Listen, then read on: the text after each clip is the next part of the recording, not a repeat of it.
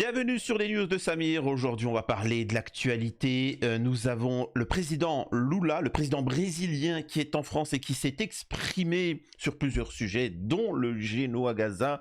Et donc, justement, on va écouter ça et ça va être très intéressant. On va revenir sur la rumeur qu'Emmanuel Macron, j'en ai fait une vidéo, ne reconnaîtrait pas l'État palestinien. Apparemment, c'est une rumeur lancée par Michel. Donc voilà.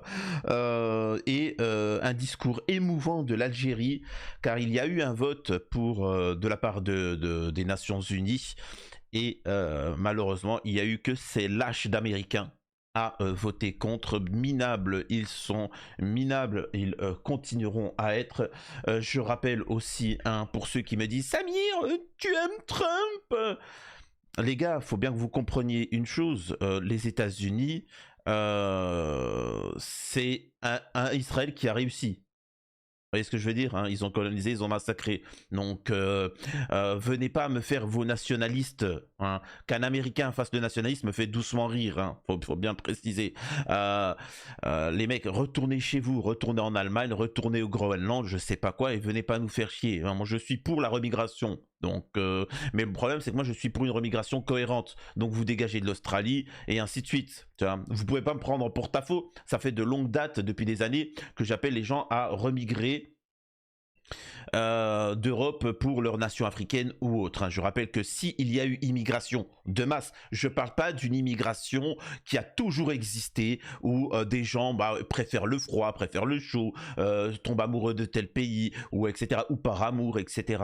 Ça c'est léger. Mais de l'immigration de masse, c'est qu'il y a véritablement eu un problème catastrophique et une fois ce problème résolu, et voilà, hein, c'est comme ça. Vous pouvez voir d'ailleurs beaucoup de personnes marocaines, algériennes, tunisiennes, petit à petit retourner dans leur pays. Volontairement, il n'y a aucun souci, dans le plus grand des calmes, parce que il y a des opportunités, parce que ceci ou cela. Donc, et pareil pour les Maliens ou d'autres pays, bref. Donc voilà, on va pouvoir commencer. Bien évidemment, avant, je vous demande de vous abonner. Je reparlerai un petit peu des dons juste après. Donc on a le président Lula qui s'exprime et c'est juste magnifique. Ça fait toujours plaisir à entendre. Donc on va regarder ça ensemble. C'est là où on voit que l'Occident, hein, les Lumières, c'est juste des barbares. Hein. C'est vraiment juste des barbares et c'est vraiment des carpettes. Donc c'est quand même gravissime. Le président brésilien Lula a accusé jeudi le gouvernement. Ce n'est pas un gouvernement d'extrême droite, tu vois. Bon, c'est un gouvernement juif, c'est le seul gouvernement juif. Donc voilà, donc faut le dire, faut pas avoir peur. Hein. Bon, pourquoi on dit islamiste? Allez, faut... Hé, hey, les musulmans là, les musulmans, ça serait bien d'avoir des... Vous savez, entre les jambes. Tu vois, il y a un petit appendice et normalement il y a deux petites boulettes, tu vois. Ça serait bien de les sortir ces petites boulettes. Tu vois, faut le... Hein, on est d'accord que tout est islamiste. Hein. C'est-à-dire que l'Algérie c'est une dictature islamiste, etc. et ainsi de suite. Ils mentent sans pitié. Mais vous êtes là, c'est un gouvernement d'extrême droite. Allez, allez, arrêtez, voilà. Ils le disent eux-mêmes, c'est un gouvernement juif, point barre. Et c'est en tant que tel qu'on fait des choses. C'est tout, n'ayez pas peur les enfants, il n'y a rien de mal. Il a accusé de commettre un géno prémédité dans la bande de Gaza lors d'une conférence de presse commune à l'Elysée, avec Emmanuel Macron. Donc on va regarder ça ensemble. Écoutez, alors il s'était déjà exprimé, je crois que c'était justement, c'était hier. Ce qui se passe à Gaza n'est pas une ère, hein, faut bien le préciser. Ah, excusez-moi, attendez, je vais monter le son. C'est une armée qui ôte la vie à des femmes et à des enfants. Probablement toutes les personnes censées dans le monde, y compris des gens du peuple d'Israël, ont déjà... Et vous avez dû le lire, une lettre de l'ancien ministre d'Israël, l'ancien premier ministre, critiquant que tout ceci n'est plus une guerre, que c'est un géno.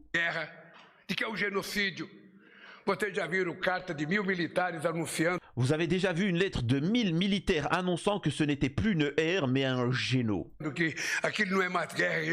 Alors je tiens à préciser juste avant de continuer le discours de Lula, parce que là je ne voulais pas encore montrer quand il s'exprime avec Macron, il faut bien que vous compreniez que ceux qui dénoncent la politique de Netanyahou, ils ne le font pas pour les Palestiniens, ils ne le font pas pour les Gazaouis, tout ce que tu veux. Ils le font parce qu'ils se rendent compte que d'habitude, hein, c'est pour ça que ça fait des dizaines d'années qu'on dénonce Am Israël, ils prennent du territoire petit à petit. Hein, et regardez ce qu'il en reste. Donc d'ici 100 ans, il n'y a plus de Palestine. Sauf que Netanyahou, lui, il a utilisé la méthode accélérée. Et ça, le problème, c'est qu'il a mis toutes ses cartes devant lui et le monde a vu ce que c'était. Parce qu'ils étaient sous l'influence de la propagande am-israélienne. Donc, et les Israéliens disent, non, Netanyahou, il n'est pas bien parce qu'il nous grille. Tu vois, il grille notre couverture. Donc, attention aux sionards qui vous disent, ouais, Netanyahou, il est méchant. Ils vous disent qu'il est méchant parce qu'il nous met en porte-à-faux pour être du monde et nous montre sous nos vrais visages. Tiens, t'as précisé. On continue. On ne peut pas, sous prétexte de chercher quelqu'un, ôter la vie de femmes à des enfants. Voyons. Laisser des enfants affamés. Oh, je ne sais pas si vous avez vu la scène de deux enfants qui transportaient de la farine et qui ont été, on leur a ôté la vie. C'est exactement à cause de ce que le peuple juif a subi dans son histoire que le gouvernement d'Israël devrait avoir du bon sens et de l'humanisme. Je ne ferai aucun commentaire sur ce point-là. Il se comporte comme si le peuple palestinien n'était qu'un citoyen de seconde zone.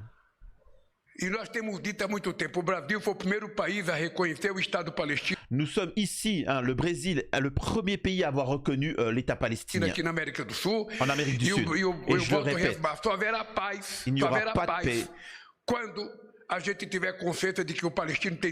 qu'il n'y aura pas un État palestinien, un territoire délimité. Alors pourquoi, là, ce qu'il est en train de vous expliquer, le président brésilien, c'est que peut-être vous n'êtes pas au courant, sachez que c'est un fait avéré, ils le savent, hein. Israël n'a pas de frontières. Israël n'a pas de frontières. Donc comprenez-le. C'est-à-dire que tu peux même pas te dire, parce qu'il y en a beaucoup, c'est ce qu'ils pensent, hein, les Arabes, hein, ils pensent comme ça les Arabes. Ils disent on sacrifie la Palestine, on vous donne, mais vous vous arrêtez. Sauf qu'ils ne s'arrêteront pas. Là, bon, vous avez vu, s'attaquent à la Syrie, l'Irak, ensuite ils vont prendre l'Arabie Saoudite, tu vois. Et à chaque fois que ces personnes-là, bon pour l'instant ils s'en fichent, mais quand ils vont être visés, vous verrez Allah, djihad, Allah Akbar, Allah Akbar. Et puis tu sais, ils seront là en train de bouffer des kebabs, et puis en train de nous regarder, tu vois. Mais non, à ce moment-là, on va pas oublier le fait de leurs vidéos, tu vois. Moi, j'aimerais bien voir l'armée saoudienne, cavalier d'Allah, avec des chants, oh mon prophète, tu es si beau, si fort, je suis ton épée, oui, d'accord, vas-y. En attendant, ils sont en train de prendre ton territoire, qu'est-ce que tu fais? Oh, oui, d'accord, t'arrêtes de chanter, tu vois, hein. Dans le Coran, c'est écrit, tu n'opprimes pas et tu ne te fais pas opprimer. Bah vas-y, ne te fais pas opprimer, défends-toi, hein. Pourquoi tu ne t'attends sur nous? Tu vois, incroyable. Allez vous battre. Rien à battre. Je vous le dis tout de suite, si Gaza tombe, et c'est ce qu'il est en train de dire le président brésilien, l'humanité va tomber parce qu'ils vont pas s'arrêter, ils n'ont pas de frontières. Donc c'est ça. Et c'est pour ça que certains commencent à se dire, ouais, ça va trop loin là. Là. Demarcada, aquele accordo de 1967. Donc voilà, après il parle des accords de 67, etc. Voilà. Bref. Et je veux dire ici à Macron, je veux dire devant la presse brésilienne et française que je prendrai la présidence du Mercosur le 6 et quand je prendrai la présidence, un délai de 6 mois, je veux vous dire que je ne quitterai... Ah non, bon là excusez-moi de dire ça, là il parle économie, ça n'a rien à voir. Eh les gars, c'est artisanal hein, mes vidéos, hein. Si vous voulez plus de professionnalisme, vous n'hésitez pas à donner. Alors c'est parti, on regarde le discours d'aujourd'hui. Alors sincèrement, ce n'est même pas en tant que président du Brésil que je m'exprime. Mais en tant qu'être humain, c'est en tant qu'être humain, on ne peut pas accepter, tu sais, une guerre qui n'existe pas, mais bien un génocide prémédité par un dirigeant d'extrême droite qui mène même une guerre contre les intérêts de son propre peuple. Parce qu'à Israël, au peuple juif, cette guerre n'intéresse pas non plus, hein, d'ailleurs. En fait, tout le monde veut la paix. Comme le peuple ukrainien n'y a pas intérêt. Comme la souffrance d'Haïti n'intéresse personne. En fait, ah, désolé pour l'émotion, mais c'est triste. C'est triste de savoir que le monde se tait face à un génocide dont la grande victime n'est pas le soldat qui fait la guerre, mais les femmes et les enfants. C'est quand même, et c'est quand même impressionnant. Voilà. C'est quand même incroyable qu'il s'exprime avec tant de force et qu'en France on ait des difficultés. Donc voilà, il est au bord des larmes et il s'exprime, et ce qui montre que c'est un humain. Donc voilà, c'est juste honteux. C'est honteux quand Macron en France, il ait besoin, parce que je vois ce qu'il est, hein, il a peur, hein, il ait besoin de faire venir le président brésilien pour porter ses yucks et dire ce qu'il en est. C'est quand même gravissime. Là, on va écouter le discours de l'Algérie justement sur ce drame-là. Mais juste avant, j'aimerais quand même remercier les derniers donateurs sur la chaîne. On applaudit Indico, la vie Zabel. La vie, alors j'imagine que c'est Isabelle, donc merci infiniment pour son soutien et son don, de sa générosité. Et nous remercions aussi Oumout Sophie. Alors je sais pas si c'est quoi, mais c'est Oumout, on va dire Oumout. Bah écoute, merci infiniment. Alors il y a un message, qu'est-ce que c'est Alors le message c'est: Jolani, le guerrier sabre d'Allah, tu me tues. Non mais on est d'accord, pour ceux qui ne connaissent pas vous avez je répète, vous avez la même chose avec les chrétiens, le rock chrétien, vous avez la même chose avec les musulmans. Il y a des anachites, c'est juste que vous comprenez pas, c'est juste à mourir de rire, hein. Ils se donnent des surnoms. C'est vrai que tout guerrier, tout soldat, toute personne qui a fait des actions folles ont des surnoms. C'est comme ça, c'est normal. Tu vois, je sais pas, encore une fois, t'as un soldat français qui s'est pris 40 balles dans le corps et il arrive, il dit: allez mec, attention, dis donc, je vais pas passer le portique de sécurité. Mais t'es fou. Il l'opère, il lui enlève les 40 balles et il dit: bon allez, on redémarre. On lui donne le survivant de gilet pare-balles ou du survivant, etc. Mais en islam, les musulmans se donnent tous des surnoms, mais ils ont rien fait, le mec. Mec, t'as rien fait. Le mec, il est Jolani, il a grandi en prenant des Candy Up. Le mec, il prend des chocolats. Attention, un chocolat de la marque, hein, Candy Up, hein, pas le truc du Lidl, Billy, tu vois. Non, du Candy Up, parce que tout ça. Et il prend 2 chocobéennes le matin et il dit: bon, et ils font comme ça. Je vous jure que les musulmans, ils font comme ça. Je vais mettre quel nom, quel surnom? Le sabre d'Allah. Moi, j'aimerais bien le cavalier d'Allah. Moi, j'aimerais trop bien le bouclier d'Allah. Quand ils arrivent, les mecs, quand ils arrivent à la CAF, quand il faut pour leur RSA minable de 400 €, ils sont là, ils serrent la main, ils paniquent, ils sont là. Allez, fermez-la. Incroyable, excusez-moi de cette critique. D'accord, à 95% sur tes analyses, continue comme ça, tu devrais interroger le youtubeur Panamza. Effectivement, bah d'ailleurs je vais en préparer une petite vidéo, c'est prévu après les interviews. Pour moi c'est un peu compliqué au niveau de la santé, mais effectivement on y reviendra. On y reviendra parce qu'il a révélé quelque chose de très intéressant. Écoutons le discours de l'Algérie. Madame la Présidente, le vote d'aujourd'hui n'est pas une conclusion. C'est un nouveau prélude. Alors il faut savoir qu'il y a eu le vote et malheureusement ces misérables d'Américains soumis minables ont voté contre. C'est un nouveau commencement. Comme l'a dit le président Abdelmajid Tebboune, l'Algérie n'abandonnera pas la Palestine. L'Algérie n'abandonnera jamais la Palestine, quand bien même tous les pays arabes sont tous en train de tapiner, se soumettre, hein. Ils se soumettent, hein. Faut bien comprendre que c'est une colonisation. Hein. Faut bien comprendre qu'il n'y a pas de ceci ou cela. Ils se soumettent. Il n'y a pas de reconnaissance de l'État israélien. Il n'y a pas de normalisation. Ça s'appelle se soumettre à l'entité sioniste et donner leur propre pays à ces gens-là. Faut bien comprendre ce qu'il en est. Nous l'avons accompagné dans sa douleur. Et ça ne se marchande pas. Hein. La Palestine, ça ne se marchande pas. C'est pas un business. C'est pas, je te propose de l'argent, un business, je te propose la rivière, tout ça, et en échange, tu fermes les yeux sur la Palestine. Tu peux donner la lune, le soleil, tout ce que tu veux, il n'y a pas. La Palestine sera libre, t'as rien à y faire, c'est tout.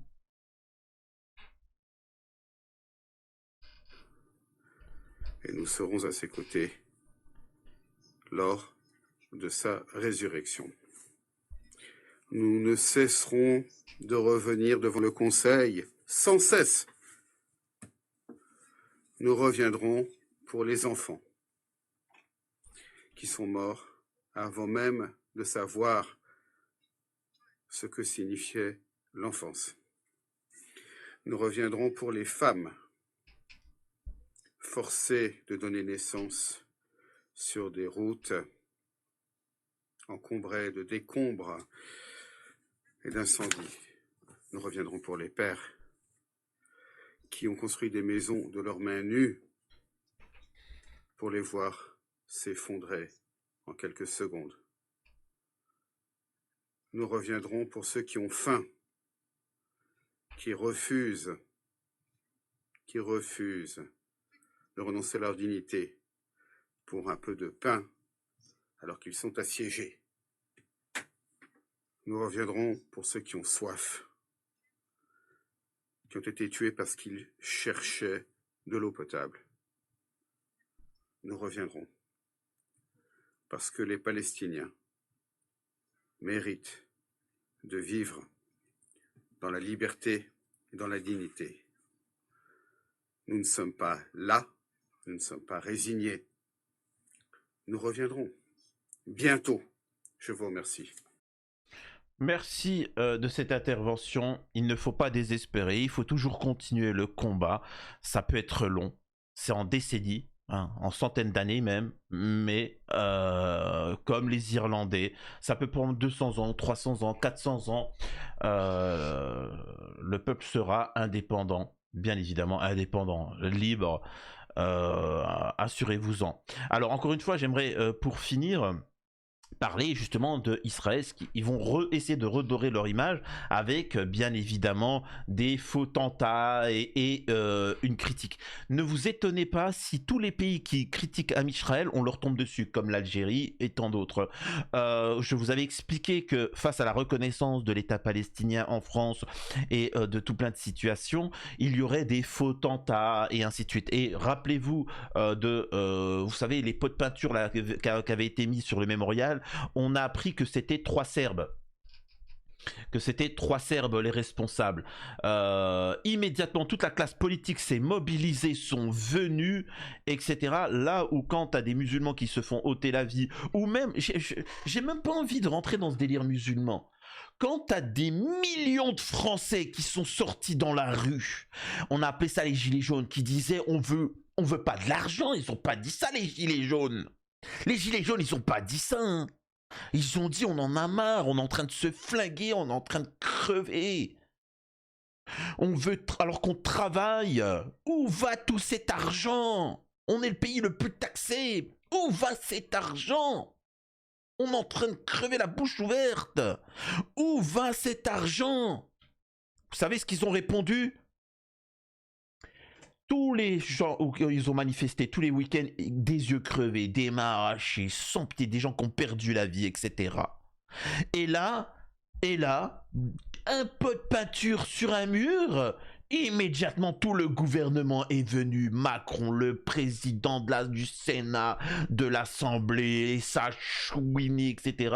Et on apprend, comme à chaque fois, que c'est une attaque sous faux drapeau, que c'est des pseudo-serbes qui d'un seul coup veulent quitter le pays. Je vous pose une question. Qui jetterait un pot de peinture sur un monument, sur qui que ce soit, et souhaitèrent quitter le pays. Vraiment, je vous pose la question. On a bien vu en France que des racailles, même au QTF, sans papier, cramaient tout Paris, ils se faisaient arrêter. Le mec, il est sous OQTF. Il ne prenait strictement aucune peine. Pourquoi des pseudo-serbes arrivent en France, jettent un pot de peinture sur une synagogue et ils se barrent pour fuir le pays comme si c'était une dinguerie? Tout simplement parce que c'est des Serbes et qu'on les a payés, 100 000 balles pour venir faire ça. On les amène, vas-y, fais ça et ils repartent. C'est vraiment un travail Mossad. Et je parle pas du temps, si vous voyez ce que je veux dire. J'espère que cette vidéo vous a plu. Je vous invite à faire des dons, soutenir la chaîne et à la prochaine. Merci, des bisous à tous.